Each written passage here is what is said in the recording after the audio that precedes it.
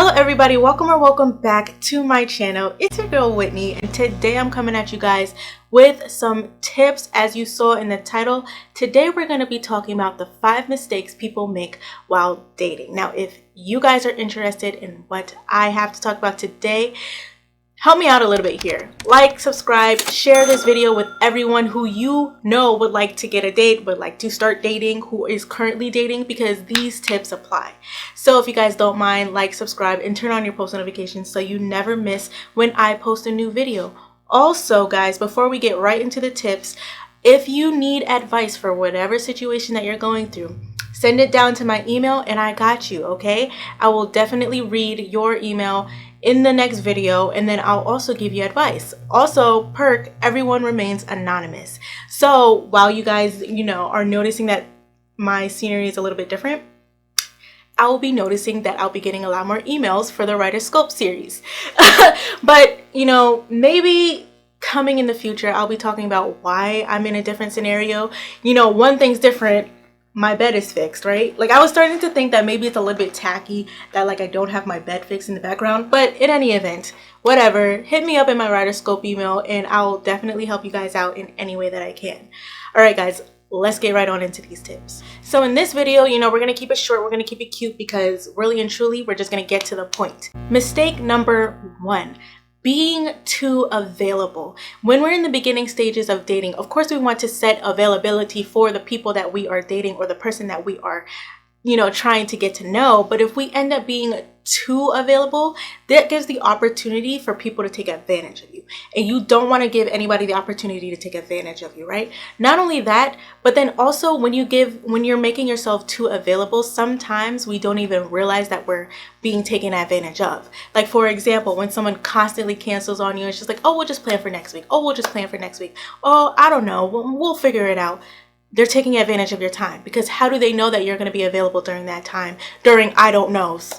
Like, so when exactly are you going to hit me up? 10 minutes before you want to hang out? No, we're going to move on, because we don't have time for people who don't know what they want, right?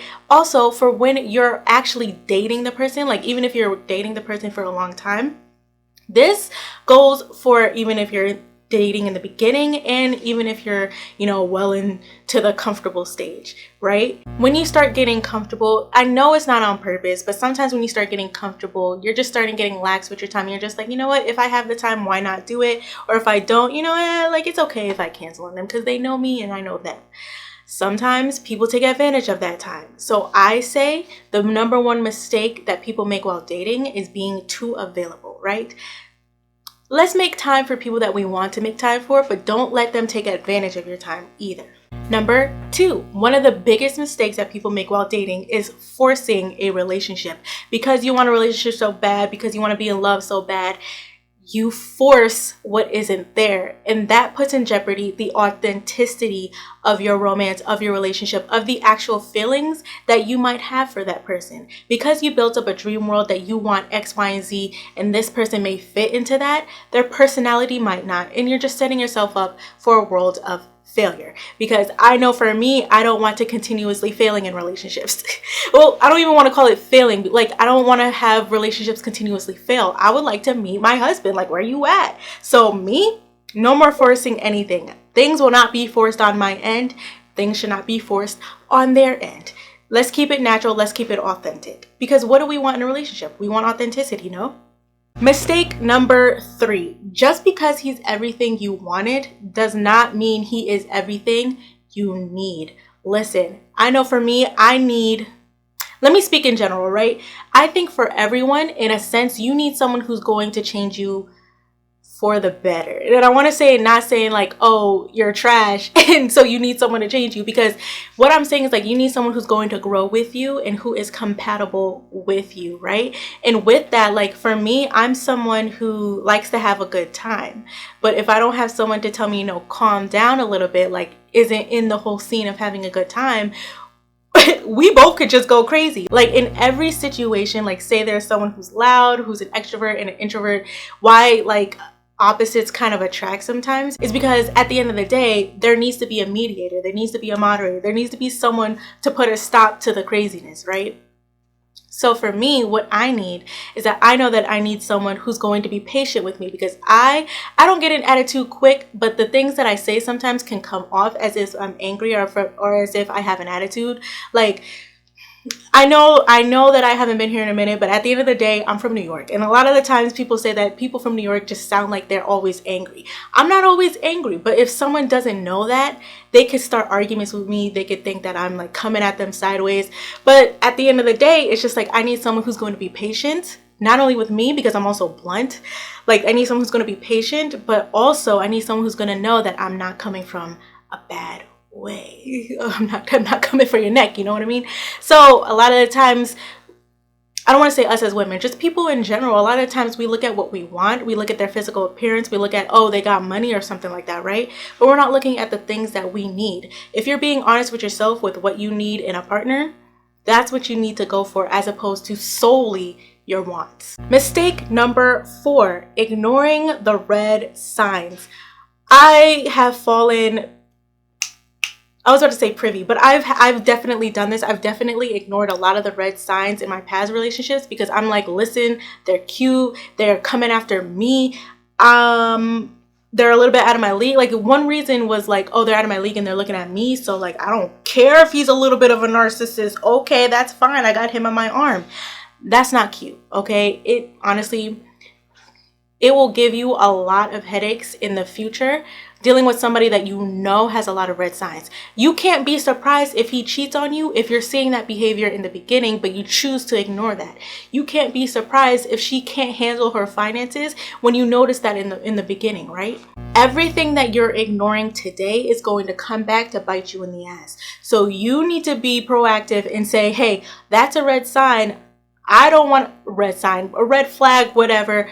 I don't want to deal with that, so I'm going to peace out now. It may hurt, but listen, I'm saving myself a lot of trouble now than I will then, right? Like, and the last mistake, number 5, that people make while dating, of course there's many more mistakes, but I'm just giving you guys 5 today, is that we expect people to do so much who have only shown us so little. For example, giving praise to things that should already be done, right? So for example, just simple kindness, right? Picking somebody up from a date, or like paying for the date, right? Like, you shouldn't applaud someone who asked you out on a date for paying for it. It's not even like a I don't even know, like a big thing. Like, even if you split the bill, then fine, right? Like, it's not something that should be praised in a sense. An example of something that is small that people might like give praise to is being on time. If you have a date, right, and that person is on time and they're usually not on time and you're praising them for being on time,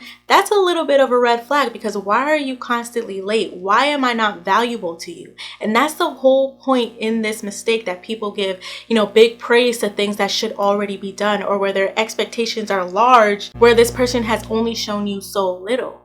Your value is very important, and if that person doesn't treat you your worth, then you need to go. For example, if someone, like going back to the late example, right? If someone's constantly late on your dates, like all the time, and the time just gets longer and longer to the point to where you're like waiting an hour and 30 minutes for that person, they're not valuing your time. They're not valuing you as a person, right? They're giving little value to you. And so you can't expect them to change because they showed you who they were from the beginning. Even though like say you're 2 years in and they're constantly late on everything, they showed you that from the very beginning. So I'm saying don't ignore that, right? And also put worth in who you are and what you will and will not tolerate. A couple examples on what I will and will not tolerate is reciprocation. I need reciprocation in a relationship. And I'm not saying like I'm going to keep tabs on them or whatever and make sure they're doing X, Y, and Z because I did this, did that, and the third. No, I want love to be reciprocated to me. I want your feelings. I'm saying like if I have strong feelings for you, I'm going to show that. And I would like to see that in somebody else as well. If you have strong feelings for me, I would like to see that. That doesn't mean in gifts. I don't need to see it physically, right? Like I'm saying things like, oh, I've been looking for jobs for you. Here's a job right here, right? Or saying something like, oh, I've been talking great about you to my family, right? And then, or like say I walk into a room and then someone's mother is like, oh, I've heard a lot about you. You sound like a very beautiful woman. And I see it. Like things like that, like behind the scenes things, it's just an example specific to me, shows that someone loves me, right? So that's big on my end. Like, I love seeing the reciprocation. So all those mistakes that I talked about today, I hope you guys have seen something in a different perspective, seen something in a different light. I hope you guys can put this into action and know that these are some mistakes that people make while dating. And I hope you, in return, try not to make these mistakes, because I know I've made, let's count them. I've made all of these mistakes. Listen, I ignored the red signs. I expected a lot from someone who gave me very little. Just because, I've been with people who like were just so fine, and then I just ignored the whole thing. Listen, all of it. I was forcing a relationship. Listen, I don't even know like the stories that I could tell. So listen, like I keep saying listen, but the thing is like it's so real, because you just really like don't realize what you're doing until you're out of it. And that's something that I want to tell you guys about today.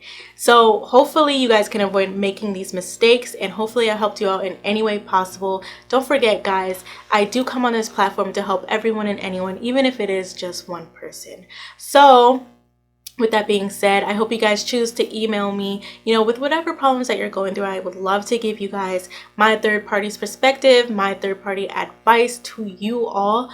Also, guys, I do have a new podcast called Etching Scripts 101. You could check out that playlist here on my channel, or you can go to Spotify, Apple Podcasts, whichever platform is on, all of them. So I hope to see you guys there. I hope to see you guys more, and I'll be coming back with more consistent videos. Thank you guys for joining me today, and I'll see you next time.